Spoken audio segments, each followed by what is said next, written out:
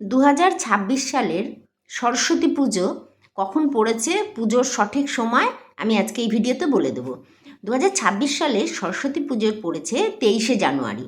হ্যাঁ, তো 23শে জানুয়ারি ওই পঞ্চমীটা পড়েছে, আর বাংলার হচ্ছে গিয়ে 9ই মাঘ। 9ই মাঘ 1432 সালের, এটা বাংলার, আর 23 তারিখ ইংরাজির।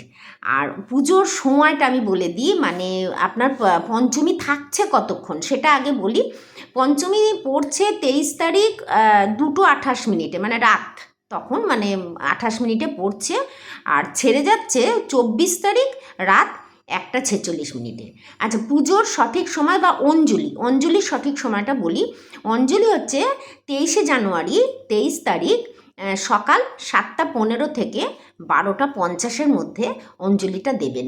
ওই সময়টা হচ্ছে সব থেকে ভালো সময়।